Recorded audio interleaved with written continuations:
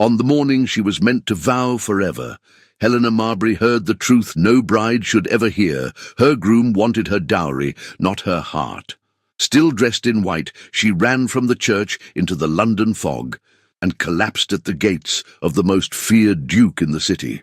What begins as a scandalous escape soon becomes a dangerous choice between the safety of silence and the courage to speak, against a man, against society, against her own fear.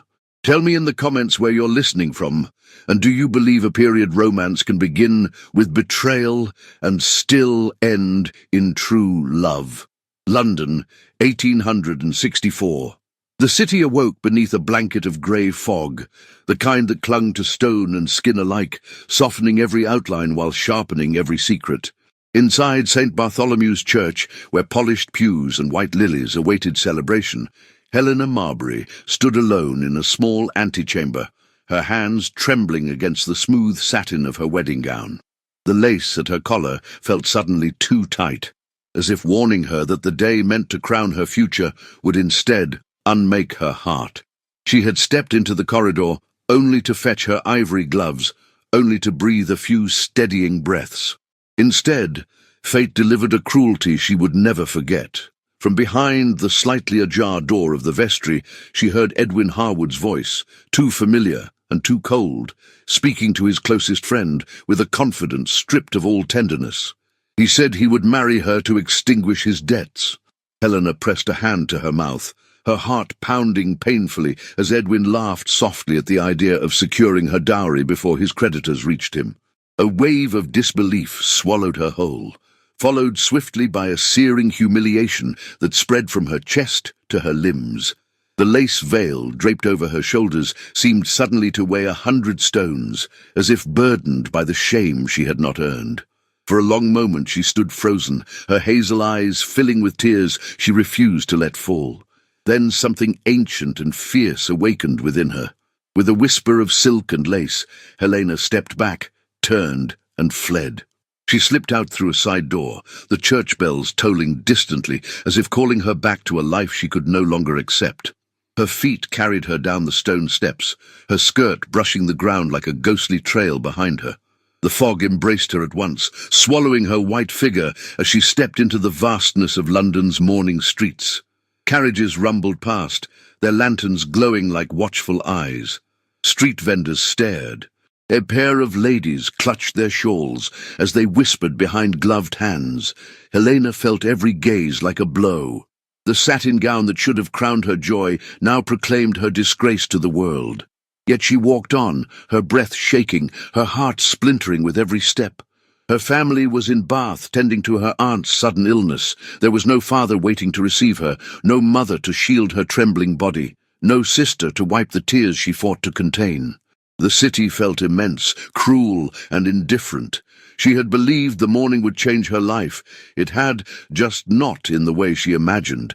As she crossed toward Grosvenor Square, the fog thickened until she could scarcely see the cobblestones beneath her feet. Her vision blurred, the world tilted. She did not know whether the cold or the heartbreak struck first. She only knew the strength drained from her limbs as if grief had hollowed her bones. Her fingers grasped at nothing, her breath caught, and the silk of her gown whispered one last time before her body crumpled onto the damp ground. Footsteps approached, heavy, purposeful, guards' boots cutting through the fog. A voice pierced the haze, firm yet softened by concern.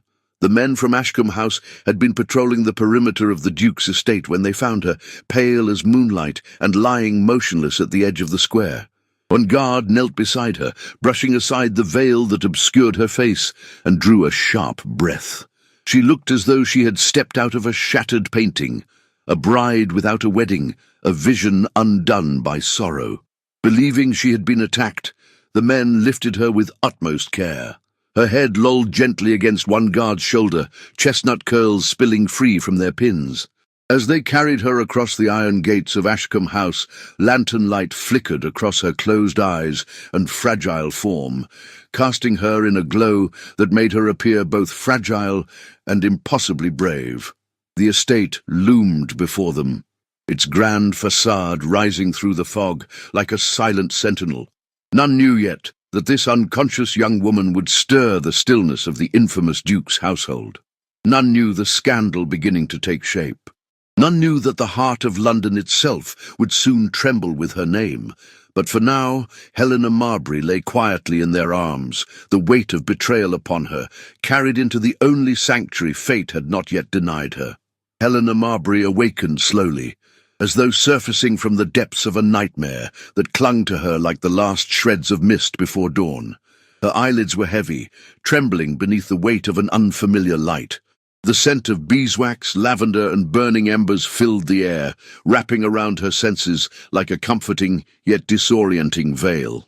When she finally dared to open her eyes, she found herself gazing upon carved oak columns rising toward a ceiling adorned with intricate frescoes. A fire crackled in a grand marble hearth nearby, casting its glow upon walls lined in dark velvet. This was not St. Bartholomew's. This was not her home. A surge of panic jolted her upright. The silk of an unfamiliar bedspread pooled into her lap like liquid silver. She gasped as she realized she still wore the remnants of a bridal gown.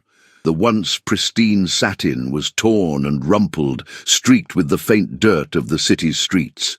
And beside the bed, laid carefully atop a gilded chair, rested her veil, its edge torn where she remembered grasping it in despair. Much of her hair had fallen loose from its braids, chestnut waves spilling wildly down her shoulders. Her heart thudded sharply as her gaze darted across the lavish chamber. She saw deep draperies pulled across tall windows, the rich crimson fabric embroidered with gold thread. Heavy, ornate furniture filled the room, far too opulent, too commanding to belong to anyone other than a person of immense power. Her lips parted, breath unsteady. Where was she? Before the thought could fully settle, the heavy door to the chamber creaked open. A tall figure stepped inside, framed by the gentle flicker of firelight. Adrian Blackthorne, Duke of Ashcombe. Even without yet knowing his name, Helena felt the enormity of his presence. He carried himself with that unmistakable authority, reserved for men who commanded not just rooms, but entire cities. His dark frock coat emphasized his broad shoulders, while shadows clung to the sharp planes of his face. His hair, raven black, was combed neatly back, revealing a faint scar along his jaw, and his eyes, steel grey, penetrating and unreadable, fixed upon her with a gaze that made time itself hold its breath. Helena instinctively drew the bedcovers to her chest, her pulse quickening. Yet when he stepped closer, she sensed something beneath his severity that she could not name, something quiet and concealed beneath the armor of power. "You are awake," he said, his voice deep and resonant. There was no softness in his tone, yet neither was there cruelty. Helena swallowed, her throat dry. "Where am I?" she whispered.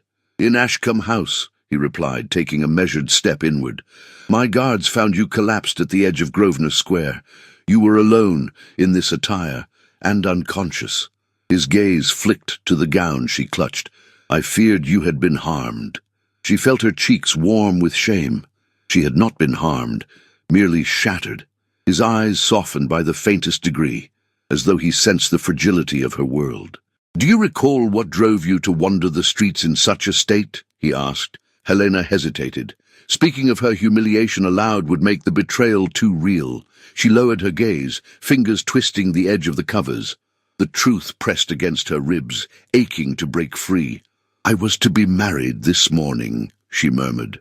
He said nothing, but she sensed his attention sharpen. The impression that nothing escaped him was almost unnerving. Her voice trembled like a fragile thread. "I discovered that the man I was about to wed sought only my dowry." Tears burned behind her eyes, but she willed them not to fall. "I could not stay. I could not bear the weight of such deceit." The words left her lips, and for a long moment silence hung heavily in the chamber. Adrian's expression did not change dramatically, yet something within it shifted. A flicker of understanding passed through his eyes.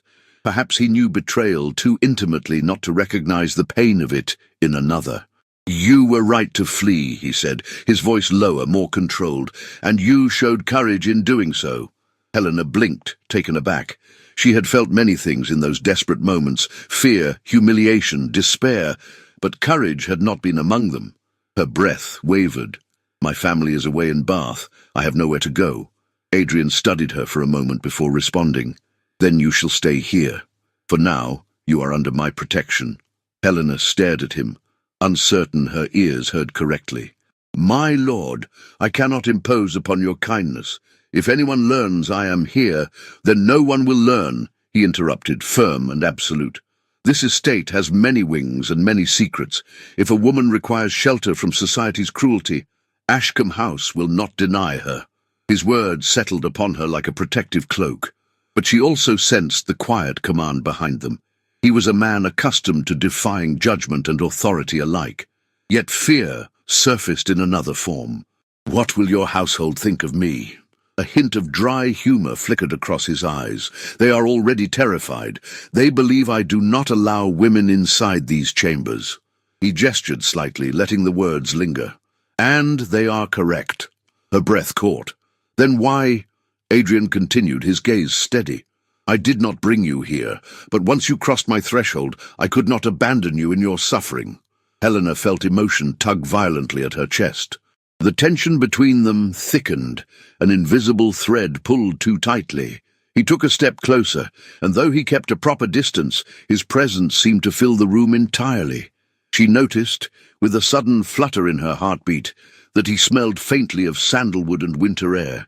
"Miss," he began, inviting her to offer her name. "Marbury," she whispered. "Helena Marbury." His gaze softened once more. "Miss Marbury, no one shall disturb you while you remain here. You have my word." His word. That simple promise carried a gravity that steadied her heart more than any warm blanket or comforting touch could have. A knock at the door broke the moment. A servant, dressed in sombre livery, appeared cautiously, bowing his head.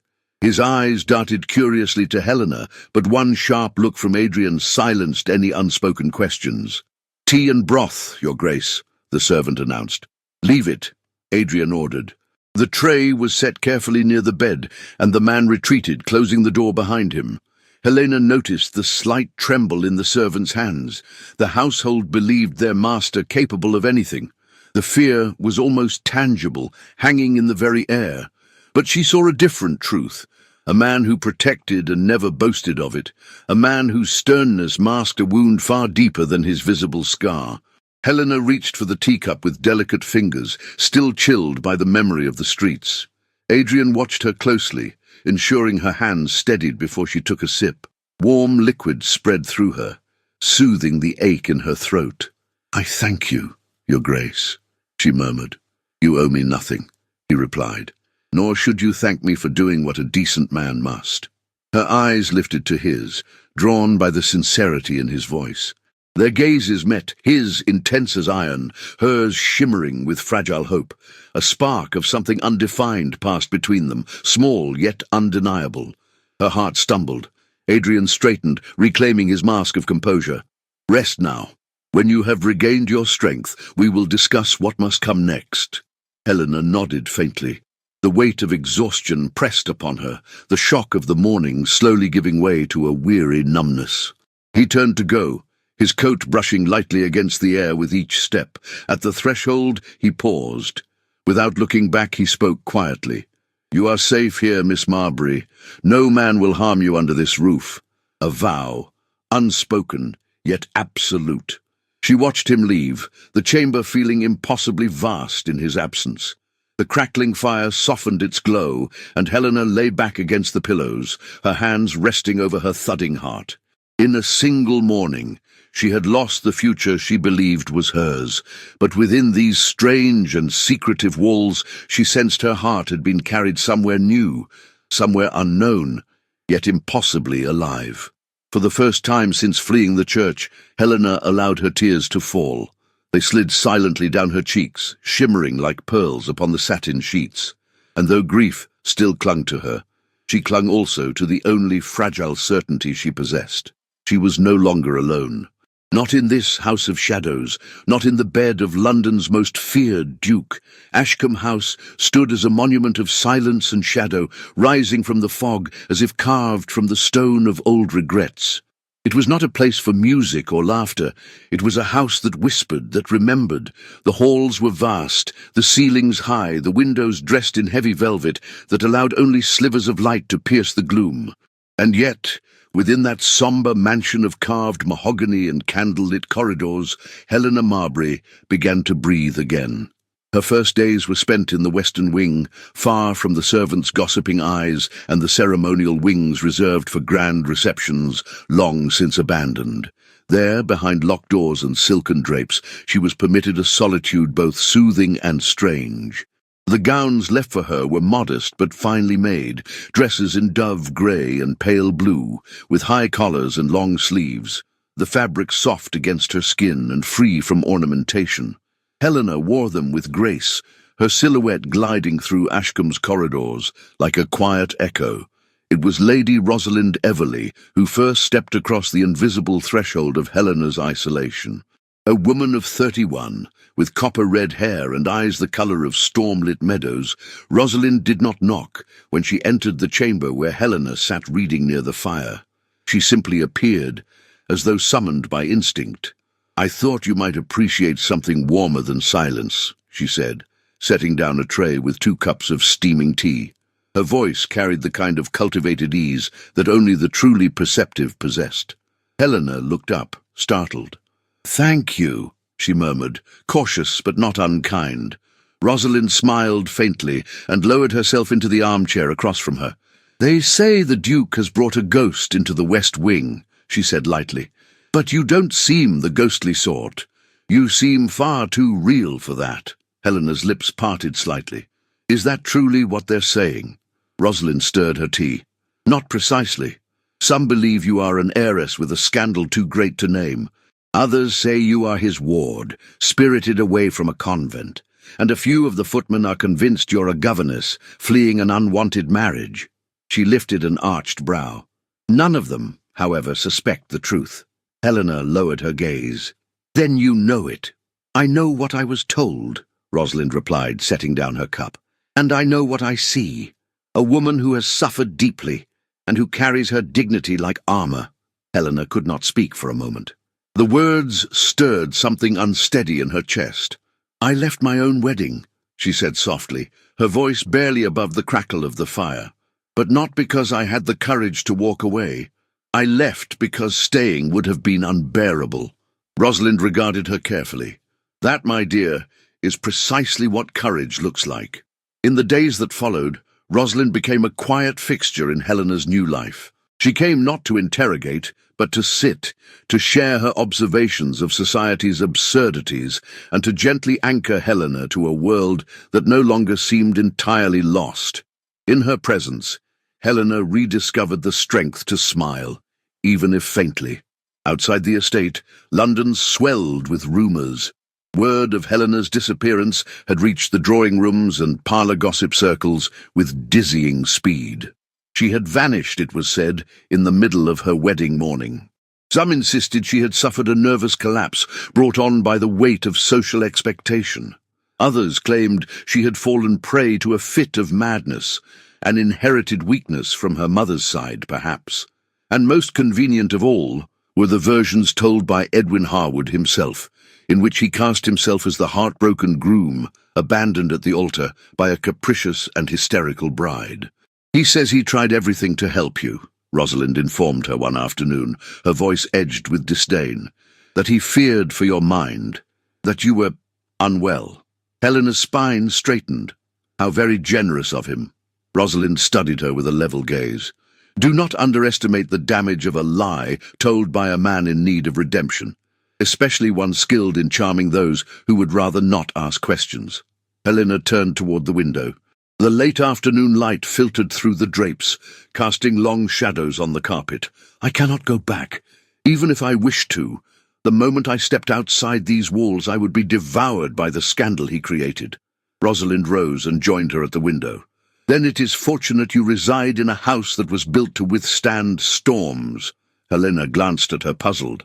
Rosalind's lips curved. "You are not the only one the world has misjudged. It was in the library that Helena found the traces of the man who had given her shelter. Books filled the shelves in languages she could not read, volumes on astronomy, law, medicine, and war, and poetry, tattered collections with notations in a hand she now recognized as Adrian's. His presence lingered there, in the scent of leather-bound spines, and the quiet order of a mind that sought to make sense of a disordered world. She had not seen him since that first evening. His absence did not feel like neglect. It felt like a boundary, deliberate and respectful, but not cold. Still, she could not help the way her thoughts returned to him, the firm set of his jaw, the intensity of his eyes, the way his voice softened only when speaking to her. There was a gravity to him, something heavy with memory and shaped by pain. She mentioned this once to Rosalind. "He is not cruel," Helena said, folding a letter she had never finished writing. "But he is feared." Rosalind's expression turned distant. "Adrian Blackthorne is feared because men prefer monsters to martyrs.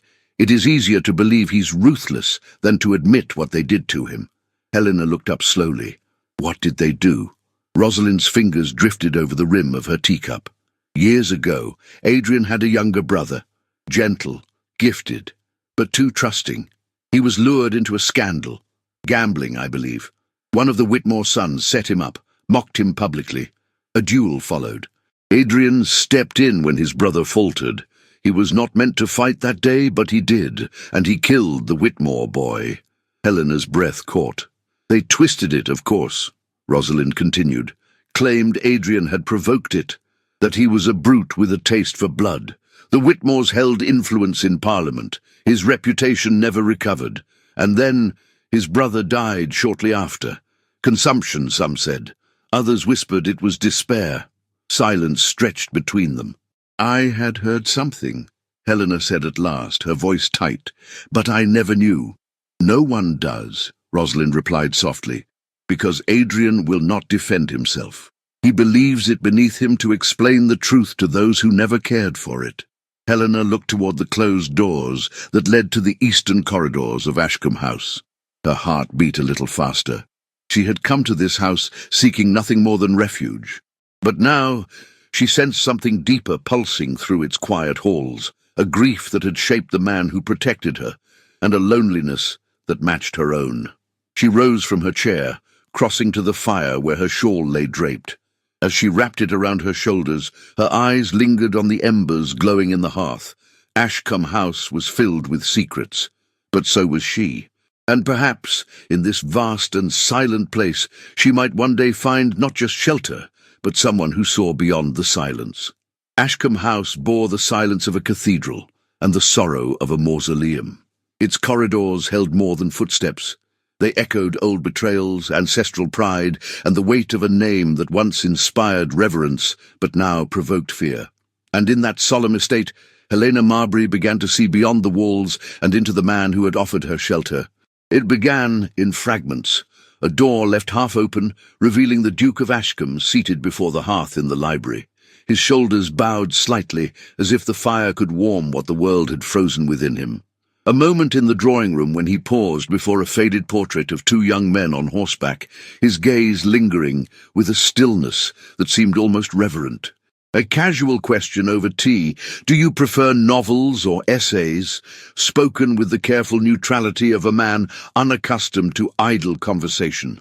Helena answered softly that she loved both, depending on the weight of her heart. He said nothing, only inclined his head. But his eyes, those unreadable, steel-grey eyes, flickered as if he understood that sometimes the soul sought logic, and other times it needed poetry to survive. He did not haunt the West Wing, nor did he intrude without cause. Yet his presence touched the house like wind against glass, silent, constant, impossible to ignore. The staff grew quieter in his wake. Doors were opened more slowly. Conversations ended mid-sentence, but Helena noticed how things shifted when she passed. The house that had once felt like a fortress of solitude now exhaled a different kind of silence. Not dread, but expectation. It was Rosalind who noticed it first. "You've changed the air in this place," she said one morning as they sat in the conservatory, where sunlight filtered weakly through leaded glass and dust floated like golden ash. Helena looked up from her embroidery, startled. "I have." Rosalind smiled faintly, threading her gloved fingers around the handle of her cup. It breathes differently now, softer, as though waiting for something to begin. Helena flushed. "I have done nothing but try not to disturb the rhythm of the house." "Then you have already done more than most. Ashcombe has had no rhythm for years." The words settled over her gently, like snow on stone. She did not ask what had silenced the house. She knew now. She had heard the whispered truths, had read between the lines of Rosalind's stories and the spaces left unsaid. Adrian Blackthorne had once been a man with a brother, a future, and a place in the world. But those had been stripped from him, by a duel, by politics, by a society that demanded perfection and punished loyalty. It was not only his brother who had been lost that year. It was Adrian's place in the world of men who ruled by influence and smiled as they ruined. And yet, here he stood, commanding, precise, intact in body but not in soul. One afternoon, Helena stepped into the study to return a book she had borrowed. The chamber was unlit, dim with the coming dusk, and the scent of leather and ink wrapped around her like memory. On the far side of the room, standing before a tall window shadowed by ivy, stood the Duke himself. He turned when he heard her, though his expression did not change. He was dressed not in a coat, but in shirt-sleeves and a waistcoat, his cravat removed, the high collar of his shirt unfastened. She had never seen him thus, unguarded, dressed more for thought than for power. The soft lamplight illuminated the scar that traced a clean line from his jaw to the hollow just below his ear. It was not grotesque, but it was stark. A wound that had never faded, a truth that the world had twisted into legend. "I apologize," she said quickly, her voice catching. "I did not mean to intrude." He looked at her for a moment, then shook his head slowly. "You are not an intrusion, Miss Marbury." The words were quiet, but they settled deep within her. She placed the book on the table. "I finished it sooner than expected." "What did you think?" he asked, stepping away from the window. "It was unkind," she said, "and brilliant. The kind of story that leaves you lonelier when it ends." Adrian nodded, and something passed between them, unspoken yet unmistakable. She moved to leave but paused, her fingers brushing the edge of the desk. "May I ask something?" His posture shifted slightly, but he did not object. "Why did you keep the portrait in the North Hall?" she asked softly. "The one of your brother." Adrian's eyes darkened, and for a heartbeat Helena feared she had overstepped. But then he exhaled, slowly, deliberately. "Because removing it would be erasure," he said, "and grief deserves more respect than silence." Helena felt her throat tighten. "I'm sorry." He shook his head. "You have nothing to apologize for. You asked what no one else dares to mention." She looked at him fully then, and he looked back. And in that gaze something changed, not softened but opened. She saw not the Duke the world feared, but the man who had once stood on a field of honor, defending his brother and burying him soon after, a man who still bore the weight of a reputation he never tried to mend. Later that evening, as she walked alone through the gallery wing, Helena found herself drawn to that same portrait. The young man in it bore a resemblance to Adrian, lighter in colouring, more joyful in expression. He sat atop a chestnut horse, one hand raised in greeting. The background was pastoral, the mood untroubled. But Helena knew now what followed that image. She stood there for a long while, studying the face of the boy who had broken beneath the world's cruelty, and the shadow of the man who had borne that cruelty in his place. That night, she could not sleep. Her thoughts twisted through fragments, Adrian's voice in the dim library, the quiet assurance in his words, the scar the world had turned into a lie. She rose and moved toward the window, opening it just enough to feel the cold air press against her skin. The sky beyond was overcast, the moon veiled, the wind whispering secrets only the broken could understand. Far below, in the courtyard, a figure moved. She knew the silhouette instantly. Adrian stood alone beside the stone fountain, his head bowed, his coat unbuttoned, the wind tugging at the hem. He was still, as though listening for something no one else could hear. And though she could not see his face, she sensed the weight he carried. The grief, the anger, the loyalty that had cost him everything. Helena pressed her hand to the glass. In another life, she might have stayed in her window, turned away, and let him remain alone in the dark. But not this one. Not now. Because she too had stood in the wind with nothing but sorrow. She too had been whispered about, pitied and erased, and in him she saw not a monster, but a mirror. Below, the figure turned slightly, as if he had felt her gaze. She stepped back from the window, heart pounding. He did not look up, but he stayed a moment longer before walking away, vanishing into the shadows of Ashcombe House. And in the quiet that followed, Helena whispered his name, not as the world spoke it, not as legend had twisted it, but softly, like a prayer spoken by someone who had seen beneath the armor. Adrian. London devours what it cannot control. By the second week of Helena's disappearance, the city no longer whispered. It roared. Drawing rooms buzzed like hives, newspapers fanned the flames, and every street corner seemed to host some variation of the same murmured phrase. The Marbury girl had vanished on the morning of her wedding, and someone powerful was hiding her. The scandal refused to rest in idle curiosity. It demanded an answer, a name, a sacrifice. And Parliament listened. The Whitmores, aristocrats polished by generations of political cunning, saw in the chaos a long-awaited opportunity. Beneath their polished civility lay a bitterness that had never healed. It had festered since the duel that claimed their eldest son and publicly disgraced the Duke of Ashcombe. The details had been buried in vague accusations and muffled testimonies, but to the Whitmores, the outcome had never been forgiven. Now, years later, the Duke's silence had bred mystery, and mystery had bloomed into myth. And myth, when mixed with power and spite, became the deadliest form of truth. Their campaign began subtly, editorials penned under pseudonyms, questioning the integrity of powerful men who lived behind locked gates. Rumours whispered into the ears of influential clergymen and members of the House of Lords.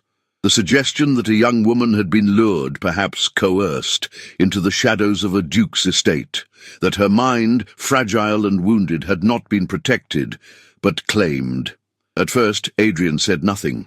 He moved through Ashcombe House like a ship slicing through ice, silent, composed, precise. But Helena saw the changes, the minute shifts. His shoulders stiffened more often. He stood longer by the hearth at night, staring into flames that reflected nothing but restraint, and the letters that arrived each morning were no longer from publishers or scholars. They bore the red wax seals of men who governed. In the drawing-room, Rosalind set down the morning paper with trembling fingers. "They are calling you a recluse, with unchecked influence," she muttered. "A predator hidden behind titles and locked doors. They say Helena may not be with you by choice." Helena stood by the window, her gaze fixed on the frost, tracing delicate silver lines across the glass. "Then I must go." Rosalind turned sharply. "What?" "I must leave this house," Helena said. Her voice did not tremble, but her fingers clenched the folds of her dress. "If I remain, he will be hunted. I am not worth a second scandal."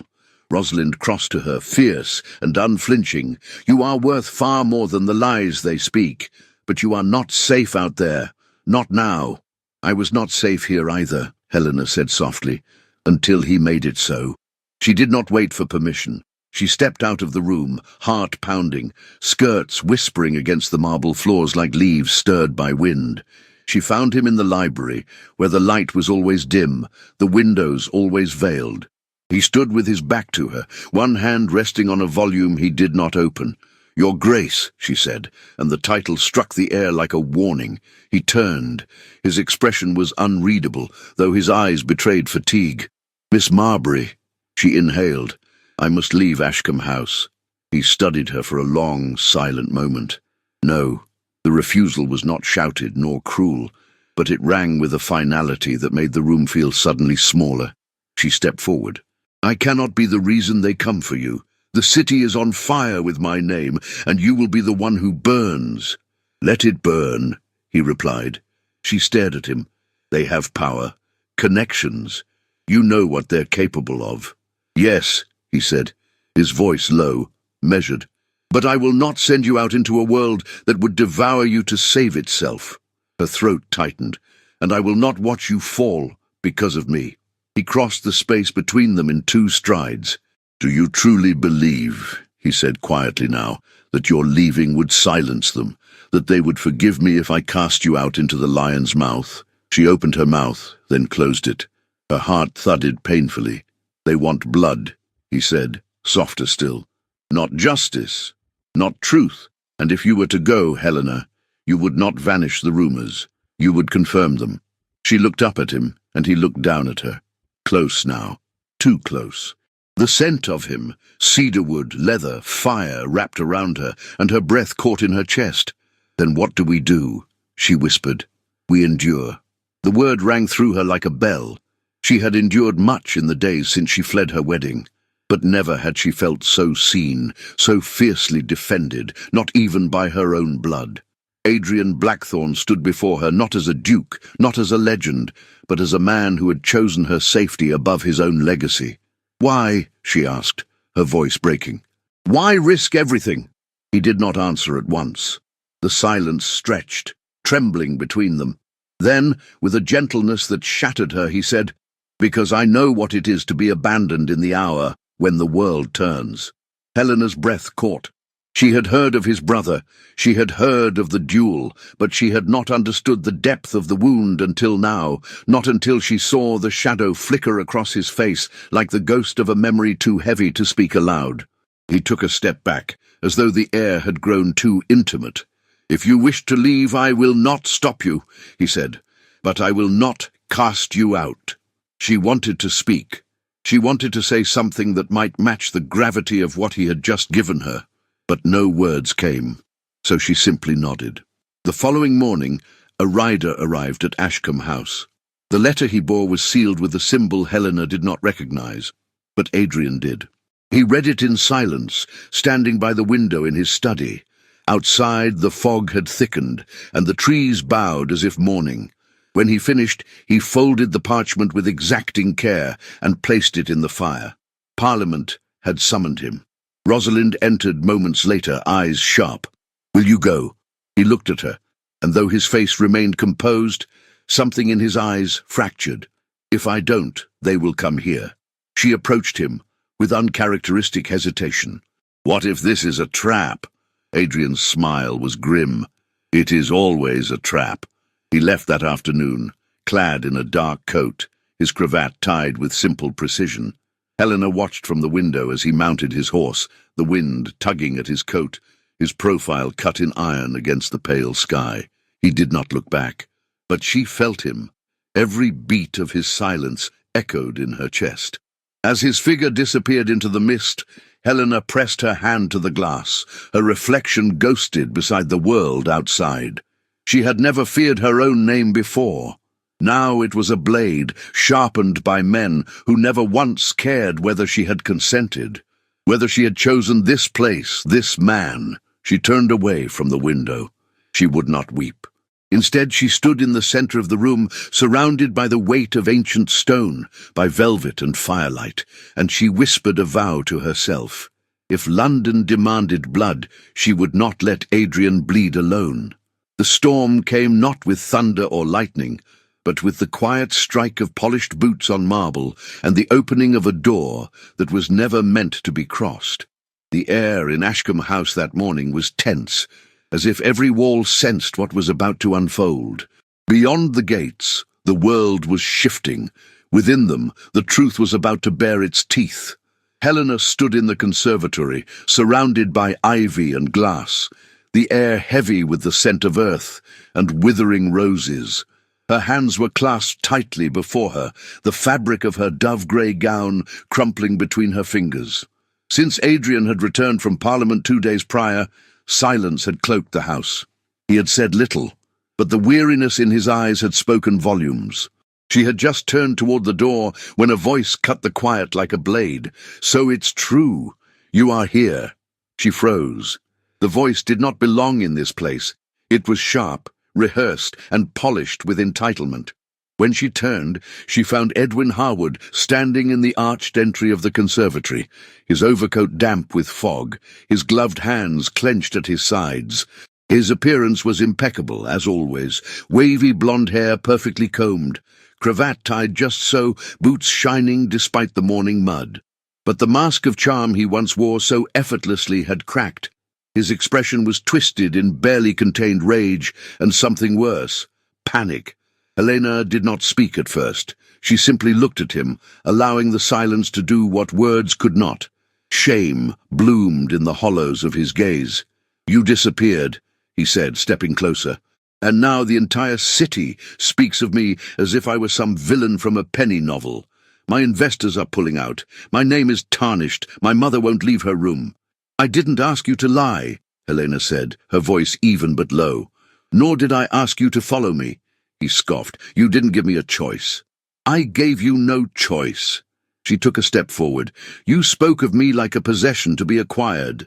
You gambled away your fortune, and when I was to be your salvation, you sold me with words before we ever reached the altar." Edwin's face flushed.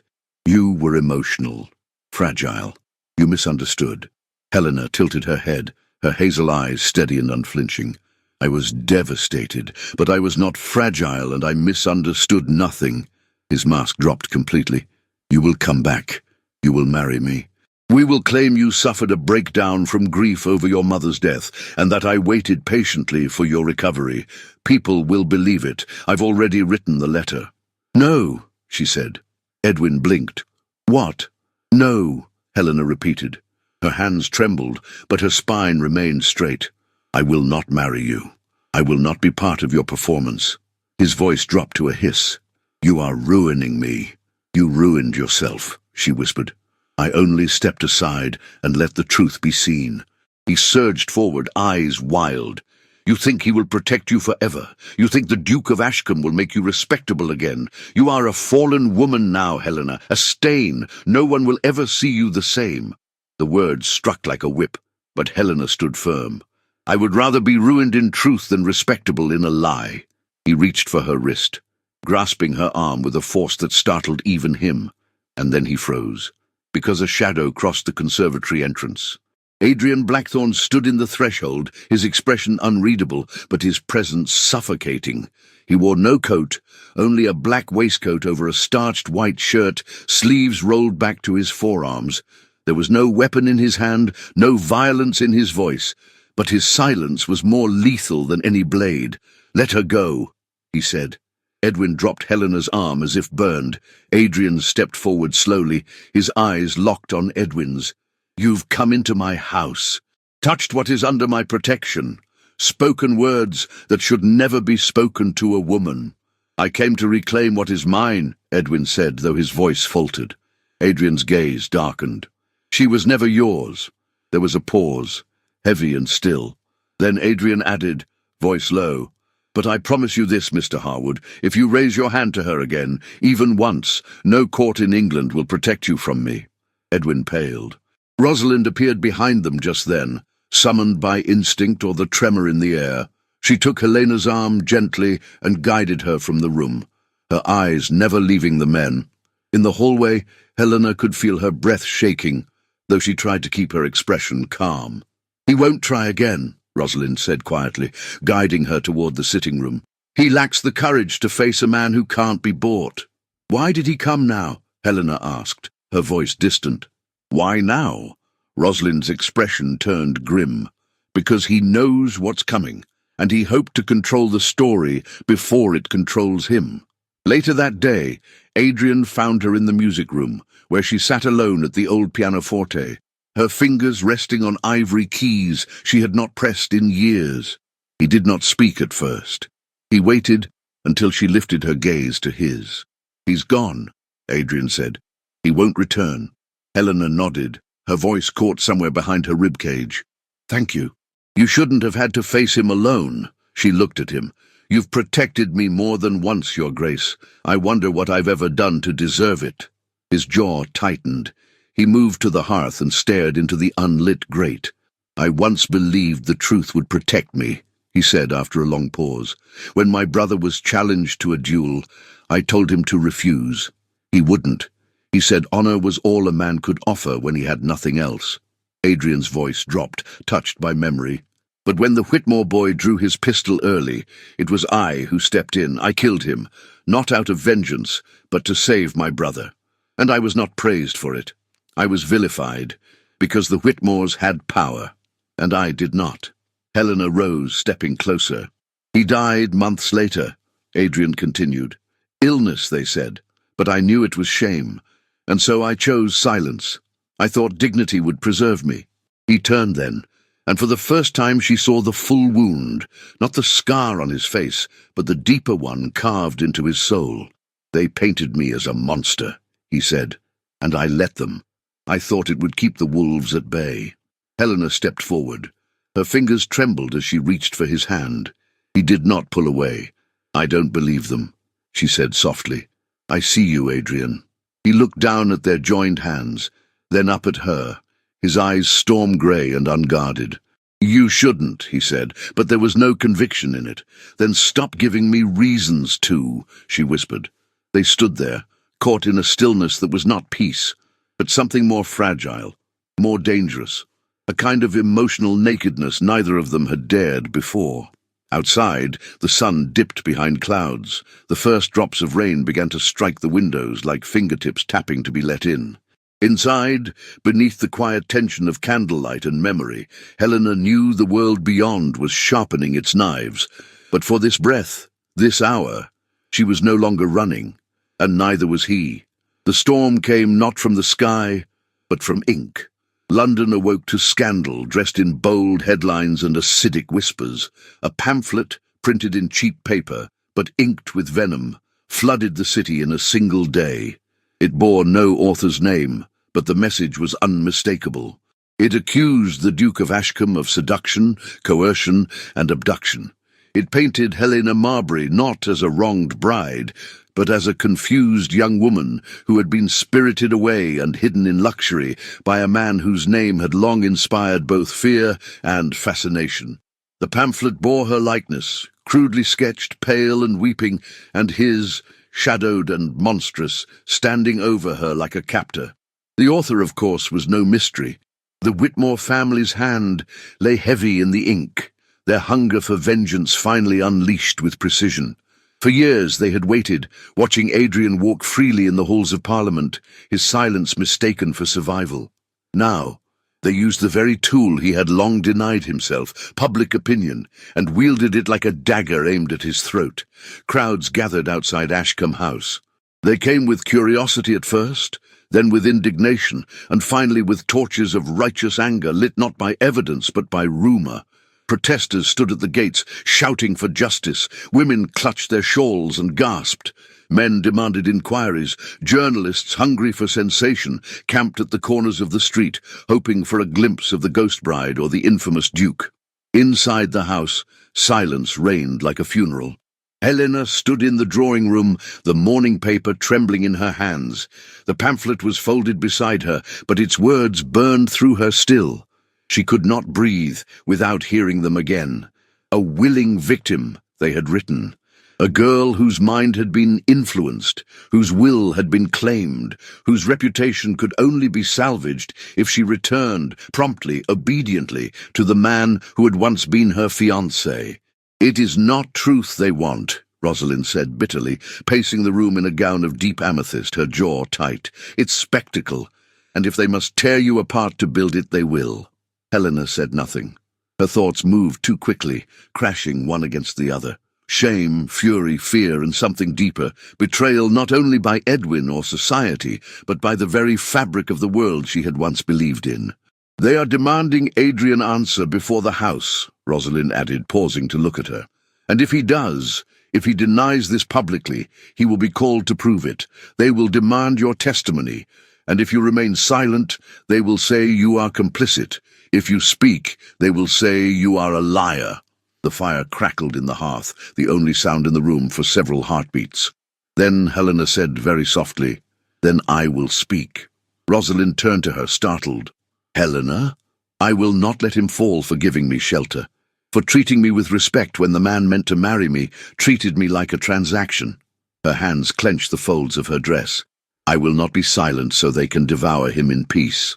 Rosalind moved closer, her expression unreadable. "Once you step into that world, they will never let you go. You will be seen, not as you are, but as they choose to see you. Are you ready for that?" "No," Helena whispered, "but I will do it anyway." She wore no jewels, no silks, no elaborate curls in her hair. When she appeared beside Adrian at the front steps of Ashcombe House that afternoon, she wore a gown of pale blue wool with a simple lace collar. Her hair was pinned modestly, her hands bare. She looked not like a duchess, nor a scandal, but like a woman who had decided to speak. The crowd was larger than she imagined. Carriages lined the street, gentlemen in top hats, ladies with parasols lowered in anticipation, reporters with ink-stained fingers and eyes that glittered with hunger. At the center of it all stood Adrian, calm as marble, his expression unreadable. When she stepped to his side, a collective murmur swept through the crowd. Adrian looked down at her, the question in his eyes unspoken. She nodded once, then turned to the crowd. "My name is Helena Marbury," she said, her voice stronger than she expected. "And I am not missing." Silence. Not one breath moved. "I left my wedding because I learned my fiancé intended to marry me for my fortune," she continued, her voice ringing with truth. "I did not flee in madness. I fled in sorrow. I collapsed on the streets and was found, unconscious, by the guards of Ashcombe House. The Duke did not lure me here. He saved me." A wave of shock rippled through the audience. Rosalind stepped forward, her figure regal and commanding. "I, Lady Rosalind Everley, have been a guest of Ashcombe House during Miss Marbury's stay. I witnessed every moment. She has not been coerced. She has not been mistreated. She has been protected." Still, the silence held. Helena's voice broke it. "If you wish to believe lies," she said, her voice softer now, "there is nothing I can do to stop you. But I will not be silent so that others may sleep better believing I deserved what was done to me." A single voice called out, "Why hide?" Helena turned toward it. "Because I was afraid. Not of the man who gave me shelter, but of the world that would never believe I had the right to leave the one who did not." The crowd shifted. Murmurs gave way to murmured understanding. One woman dabbed her eyes. A man removed his hat. Adrian said nothing throughout. He stood beside her, steady as stone, allowing her voice to carry. And when she finished, he offered her his arm, not to possess her, not to shield her, but to walk with her. They entered the house again in silence. Inside, the doors closed with finality. Rosalind met them in the corridor, her face pale, her eyes bright. "That was either the bravest thing I have ever seen," she whispered, "or the most foolish." "Both," Adrian murmured, glancing at Helena. "But it was hers to choose." Helena said nothing, but the weight of what she had done settled into her bones. She had spoken. She had shattered the silence. And London, for all its cruelty and pride, had listened. Not completely, not kindly, but it had heard her voice. In her chamber that evening, she stood before the mirror and unpinned her hair. She saw a different reflection than the one who had arrived at Ashcombe. Her face was the same, but her eyes held something deeper, not defiance, not pride, conviction. Outside, the crowds had begun to thin. The pamphlets were now questioned. Parliament buzzed with gossip, but no longer with certainty. And somewhere in the shadows, the Whitmores began to realize that Helena Marbury would not be broken in the dark. She had stepped into the light, and she had not flinched. Ashcombe House held its breath. The gates, once symbols of aristocratic grandeur, had become walls against a city that hungered for scandal. Guards stood at the entrance with tightened postures, and carriages no longer passed without slowing. Though the crowd had thinned since Helena's appearance, the weight of watching eyes remained. London's judgmental gaze, always peering through lace curtains or trailing ink across columns of newsprint. Inside, time felt suspended. The staff moved quietly, their steps hushed, their glances lingering a moment too long on doorways that had never before seen such history unfold. Meals were delivered with care, but no words. Fires were stoked before dusk and left to burn through the night. And through it all, the house echoed with the unspoken truth. Something had changed. Helena had spoken, and Adrian had let her. And now, within these high stone walls, stripped of distraction and shielded from society's reach, there was nowhere left for them to hide, not from others, nor from each other. It began in small moments. A glance across the hallway held a second too long. A silence filled not with discomfort, but with questions neither dared ask aloud. A shared walk through the frost-kissed gardens, where conversation lingered in the air like the pale clouds of their breath. In the evenings they read beside the same hearth. She sat with her feet tucked beneath her on the embroidered settee. He stood near the window, half turned toward her, always listening. The fire flickered across his face, softening the edges that had once seemed carved from iron. She spoke of her mother's lullabies and the orchard behind their home in Sussex, of a childhood filled with modest joys and quiet disappointments. He spoke of books that had shaped him, of battles lost in Parliament, of memories with his brother he had locked away for fear they might undo him, and slowly, piece by fragile piece, their defences crumbled. One night, a storm swept over the city, rain drumming against the windows like urgent fingers. The wind howled down the chimney, and thunder rumbled like distant grief. Helena had risen from her chair to draw the curtains when she felt him behind her. Not close, not intrusive, but present. She did not turn. "I've always loved storms," she murmured, her hand resting on the heavy velvet. "They sound like the world is weeping." Adrian's voice came softly, or perhaps screaming. She lowered her hand and turned to face him. His expression was unreadable, but his eyes, those storm-grey eyes, were unguarded. "I'm sorry," he said suddenly. She blinked. "For what?" "For all of it," he whispered. "For the things you've endured, for the pain you had to name in public, for the weight I've placed on your shoulders." "You didn't place it," she said gently. "You shared it." He looked at her then, not as the Duke or the Protector, but simply as a man who had carried silence too long. "I was prepared to face the world alone," he said. "I was raised to believe solitude was safer than trust. That detachment was strength." "And now?" she asked, her voice almost a breath. "Now I find myself terrified of what it would mean to lose you." Helena's heart faltered. Adrian took a step forward, not bold, but measured, as though offering her every chance to retreat.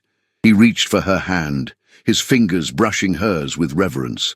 "I love you, Helena," he said, low and rough with truth. "And I know the cost. I know what society will say. I know the price they will demand if you choose to remain by my side." She looked down at their joined hands, the contrast of his strength and her softness, the meeting point of two souls long starved of refuge. "Do you think me afraid of the world?" she whispered. "No," he said, his voice breaking slightly. "I think the world is afraid of you, because you speak with honesty, and they cannot bear it." She lifted her gaze, her eyes shimmering with tears that did not fall. "You are not my ruin," she said. "You are my home." He inhaled sharply. She stepped closer, resting her forehead against his chest, feeling the steady rhythm of his heart against her cheek. His arms came around her, tentative at first, then certain, not to possess her, not to shield her, but to hold what he feared he might never deserve. In that embrace, no words were needed. It was not a kiss. It was not passion burning at the edges. It was something slower, deeper, the quiet surrender of two hearts no longer willing to pretend indifference. They stayed there for what felt like an eternity, wrapped in silence and stormlight. Later, Helena sat by the fire with a book in her lap, unread. Adrian stood at the mantel, his fingers curled lightly over the edge. The room was dim but warm, and the distance between them was no longer filled with uncertainty. It pulsed with something almost sacred. Rosalind entered quietly, pausing in the threshold. Her gaze moved from Helena's softened expression to the faint vulnerability in Adrian's stance, and something in her eyes changed. Without a word, she crossed to Helena and placed a hand lightly on her shoulder. "I'm writing to Lady Merivale tomorrow," she said casually. "She controls half the invitations in Mayfair. If I begin now, perhaps by spring, the drawing rooms will speak of you not as the girl who vanished, but the woman who rose." Helena looked up, her throat tight. Rosalind's smile was small but sure. "Let them try to cast you out. I've watched this city bow to less worthy names." Adrian turned toward her, a silent nod of gratitude passing between them. "I will stand beside her," Rosalind added softly, "and they will not be able to look away." Helena reached up and covered Rosalind's hand with her own. That night, as she prepared for bed, Helena stood before her mirror and saw more than the reflection of a woman changed by scandal. She saw a survivor, a fighter, and for the first time she saw someone loved not in spite of her strength, but because of it. Adrian had not come to her chamber door. He would not, unless invited. But his presence lingered in the air, warm and steady. She walked to the window and opened it slightly. The rain had softened to a drizzle, and the city lights flickered like distant stars. Somewhere beyond the walls, London still gossiped and judged. But here, in the quiet sanctuary of truth, something else had taken root. Not defiance, not defense. Love, quiet, unshaken, and no longer hidden. The day of the hearing dawned beneath a grey London sky, as if the heavens themselves withheld judgment. Carriages clattered over cobblestones outside Westminster Palace, delivering peers of the realm, ministers, and whispering onlookers to the chamber where reputations were forged or shattered. Within the high walls and iron-latticed windows of the Assembly Hall, the air was thick with anticipation and the faint scent of ink, wax, and powdered wigs. The name of the Duke of Ashcombe had not rung so loudly through the corridors of power since the duel that cast his name in shadow. Now it would ring again, but this time with Helena Marbury at its centre. Helena sat poised on a wooden bench just behind Adrian, her back straight, gloved hands resting in her lap.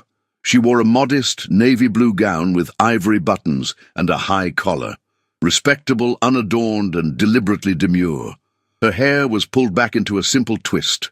No pins of silver, no lace veil, no perfume to invite frivolous remarks. She had chosen dignity, and it clung to her like armor. Every eye that had once searched for scandal now beheld a woman made of steel and sorrow. Adrian stood ahead of her, tall and still in his dark tailcoat, the pale scar along his jaw made more visible beneath the chamber's harsh lighting. His presence silenced the initial murmurs. There was no denying the fear he inspired, but today it was his control, not his fury, that commanded attention. At the bench opposite, Edwin Harwood rose, lips pressed into a falsely mournful line. He wore mourning colours, an insult, as though Helena's absence had buried his happiness. He bowed low to the assembly, then turned with forced gentleness toward the peers. "My lords, I come not as a man seeking vengeance, but as a citizen concerned for the welfare of a young woman once promised to be my wife, who vanished on our wedding day and has since been held, I fear, under dubious circumstances." Helena's fingers curled slightly. She did not move, did not speak, but her silence was brimming with contempt. Edwin continued, his voice smooth as oiled glass. "Miss Marbury has always been of a delicate constitution, highly impressionable, tragically burdened by a fragile nervous state. I grieve for her, and it is with pain that I must express my concern that she may have fallen under undue influence." A murmur rippled through the gallery. Adrian did not turn. His jaw flexed once, but Helena stood. Gasps echoed. The gallery stirred. She took one careful step forward and placed herself beside the Duke, her voice carrying not in volume, but in clarity. "My lords," she began, her gaze moving calmly from one noble face to another, "I am not mad, nor am I delicate. What I am, what I was deceived by a man who sought only my dowry. I overheard Mr. Harwood confessing this on the morning of our wedding. He wished to marry my fortune, not my heart. When I fled the church, I was not abducted. I sought safety, and I found it." A hush fell over the chamber. Even the quills ceased scratching. "I am here by my own will," she continued, "and no man has controlled my choices since that morning, not even the Duke of Ashcombe." Edwin's lips parted, but no sound came. His eyes darted to the peers, as if begging for support. None came. "I do not claim perfection," Helena said, voice trembling now with the cost of her truth, "but I do claim the right to protect my dignity. And I will not permit it to be stolen again under the guise of concern." She stepped back. Adrian, who had not so much as breathed too loudly, now turned to her, not with pride, but with awe. The speaker gestured. "His Grace may speak." Adrian moved forward, each footstep echoing like a hammer on judgment's anvil. When he turned to face the room, it was not as the feared Duke, but as a man who had lived too long in silence. "There was a duel," he said plainly. "Years ago. My brother, barely 19, was tormented by the heir of the Whitmore family. Letters prove this. Threats, extortion. When my brother tried to put an end to it, the young Whitmore struck him, twice. I arrived to find my brother bleeding and I intervened. I struck back. The heir did not survive." He paused, allowing the weight of his confession to settle. "They called me a brute, but I stood trial and was cleared, yet the Whitmores whispered their version louder. They turned Parliament against me in whispers, painting my defence as aggression, and I accepted it. Until now. The peers watched, faces like carved stone. I did not ask Miss Marbury to come to my home, but when she did, I saw in her a kind of truth I had long forgotten existed. She stayed not because I forced her, but because the world outside would have devoured her." Then softer. "If this is to be judged, let it be I who is judged. Spare her the weight." He stepped back. Rosalind rose from the gallery, regal in her emerald silk and velvet gloves, her chin lifted with the haughtiness of a marchioness unafraid of her own power. "I will speak," she said. A pause. Then nods from the bench. "Miss Marbury is no victim," she said. "She is a woman of uncommon bravery who faced the humiliation of an abandoned bride and emerged with her head held high. I was there when she arrived at Ashcombe House.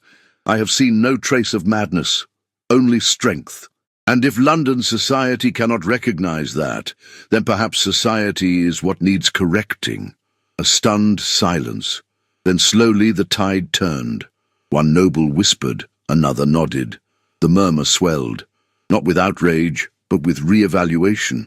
Later, as the chamber emptied and the torches dimmed to dusk, Helena stood at the threshold of the colonnade, overlooking the Thames. The wind lifted tendrils of her hair, and her heart still pounded from the weight of every word she had spoken. Adrian joined her, his expression unreadable. "I would not blame you," he said, voice low, "if you chose to walk away. The name Ashcombe carries a burden even now, and I will not hold you to anything said in the storm." Helena looked at him, and then, slowly, she reached for his hand. "I'm not afraid of storms," she said. "Not anymore, and I'm certainly not afraid of your name." His eyes closed for the briefest moment, as though her words had pierced through armor long calcified. "I would give you back your peace," he said, "even if it meant losing mine." "You are my peace," she whispered, and with the eyes of Parliament still echoing in their memories, and the judgment of the city still undecided, Helena made her choice. Not as a woman swayed by sentiment, but as one who had weighed the cost and dared to love anyway. The spring air held a softness that seemed almost unreal after the long, bitter season that had wrapped Ashcombe House in silence and scrutiny. Now beneath a gentle sky, the colour of faded porcelain, the gardens bloomed again, not only with wisteria and white lilacs, but with the hush of anticipation. The very earth seemed to hold its breath. Helena stood near the old stone fountain that marked the heart of the private garden. A canopy of climbing roses arched overhead, delicate blossoms trembling in the morning breeze. She wore a simple gown of ivory muslin trimmed with soft blue silk, unadorned except for a locket at her throat, the only relic she kept from her past life. The satin ribbon around her waist was not purely ornamental. It had been tied by Rosalind herself, with hands that trembled more than either woman dared acknowledge. Adrian approached quietly, his footsteps muffled by the gravel path. He was dressed in a navy coat, tailored so finely that not even the wind dared to wrinkle it, and he held no ring, no grand token, only a single sprig of white heather in his palm. When he reached Helena, he did not speak immediately. He only looked at her, and in that look was everything he had not allowed himself to dream: hope, fear, and the fragile audacity of joy. "I have nothing to offer you that the world values," he said softly. "No restoration of name, no certainty of welcome among society's circles, no peace without shadows. But I offer you the only truth I have left. I love you, Helena. Not for what you endured, not for what you restored in me, but for who you are. Will you stay, knowing what the world may still whisper?" Helena's lips parted, and for a moment she said nothing. She reached up and touched the locket, then looked at the white heather in his hand. "You gave me refuge," she said. "But more than that, you gave me back the right to decide who I am. You stood beside me when I had no name left to defend. And now, I choose you, Adrian. Not because I must, because I want to." The silence between them shimmered with unshed tears. When she took the heather from his hand and tucked it into the ribbon at her waist, it was more binding than any vow spoken beneath cathedral vaults. Their wedding was held within the hour, in that very garden where once only solitude reigned. No carriages lined the drive, no titled matrons gossiped from embroidered pews. There was only Lord Whitfield, whose quiet integrity had outlasted many louder names in Parliament; Rosalind Everleigh, wrapped in dove-grey silk and radiant with the satisfaction of hope fulfilled; and a handful of devoted servants who had come to love their master more in silence than his former friends had ever done aloud.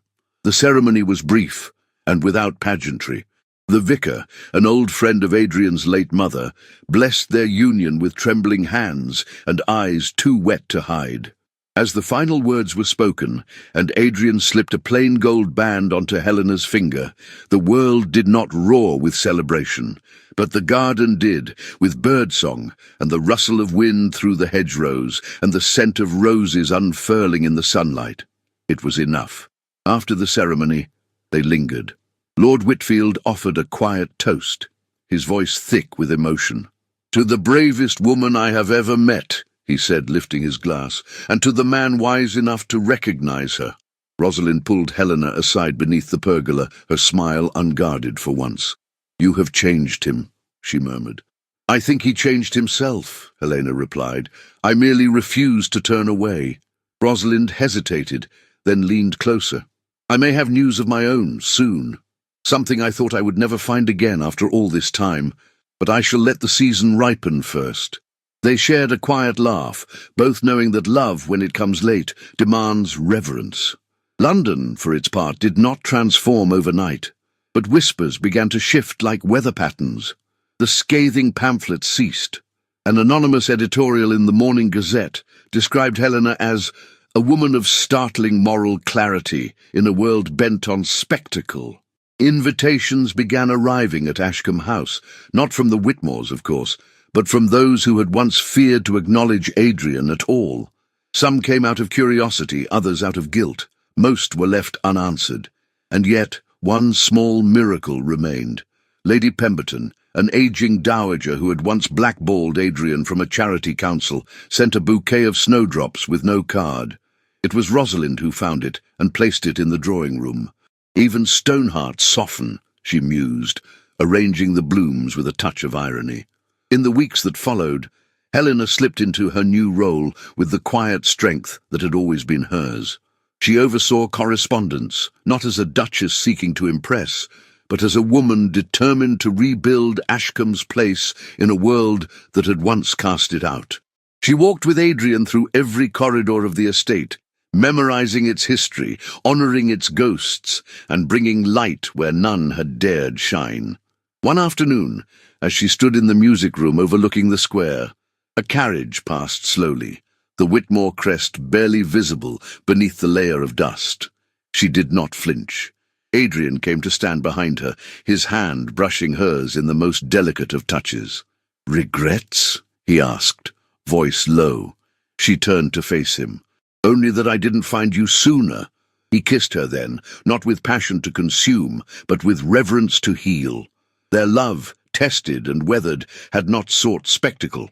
It had not come adorned in silk or sealed with diamonds. It had grown in the shadows of scandal and bloomed in defiance of every whispered lie.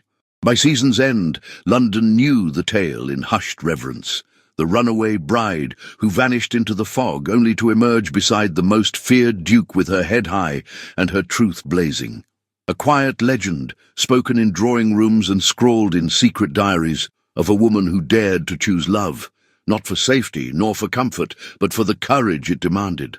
Helena Marbury, now the Duchess of Ashcombe, stood not as a symbol of ruin, but as a beacon for every woman told to lower her voice and accept less. And Adrian, once cursed by rumour and exile, now stood taller than ever, not because his name had been cleared, but because he had chosen to love without conditions, and in doing so had become the kind of man even his enemies could not define. In the end, their hearts had triumphed, not with noise, but with grace. Ashcombe House had changed little in 8 years. The ivy still climbed its stone facade in elegant spirals. The chimneys still whispered smoke into the morning mist, and the gardens, always the first to greet the spring, had once again erupted in a soft storm of wisteria, lavender and roses. But inside its walls, everything had changed. A boy's laughter echoed down the marbled hallway. His name was James, 7 years old, with the dark, intense gaze of his father and the quiet, resolute spirit of his mother. And close behind him toddled his sister, Clara, not yet 4, with curls as wild as the wind, and an ever-growing list of questions that no tutor could contain. They belonged to Helena and Adrian, children born not of duty or expectation, but of a love that had survived every test the world had once thrown at them. Helena stood in the threshold of the nursery, her gown a soft plum, her hair swept back with only a silver comb. There were fine lines near her eyes now, marks of laughter, of sleepless nights, of years lived fully. She watched her children with a smile that held 1,000 memories. Behind her, Adrian approached, slower than before, but with the same quiet gravity that had once unnerved all of London. He slipped an arm around her waist and rested his chin on her shoulder. "They'll frighten the governess again. She'll recover," Helena said, amused. "It's her 3rd week. That's already longer than the last one lasted." Adrian chuckled, a sound more frequent now, yet no less precious. Outside, the staff prepared for a small gathering, only close friends and trusted allies. Today marked 8 years since the day Helena had stood in Parliament and turned the tide of a city. They never marked it publicly, but in their hearts it was a quiet anniversary of courage, scandal and love, won in defiance of everything. Lord Whitfield had sent a note by courier, his trembling hand barely legible now, but still lined with affection. Lady Rosalind Everley, now Lady Everley Redmayne, would arrive within the hour, accompanied by her husband and their 2 adopted daughters. Her marriage had shocked society nearly as much as Helena's once had, for Rosalind had married beneath her station, an academic, a man of letters and compassion, but never had she glowed brighter than when with him. Society, for its part, had changed. Not completely, never easily, but the ripples Helena and Adrian created had reached drawing rooms they would never enter.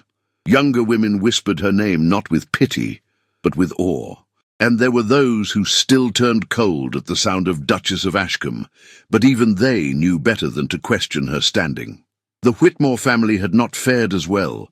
Their political clout had withered over the years, not because Helena had sought vengeance, but because their own cruelty had become impossible to ignore. Edwin Harwood, once bold with lies and ambition, had vanished into obscurity after being publicly discredited. A final letter had arrived from him 5 years prior, pleading, bitter, hollow. Helena never opened it. She had given him enough of her soul once. No more. That afternoon, beneath the rose-covered pergola where they had once wed, Helena and Adrian watched their children chase butterflies across the lawn. The air smelled of lavender and promise. "Do you ever miss the world we left behind?" she asked softly.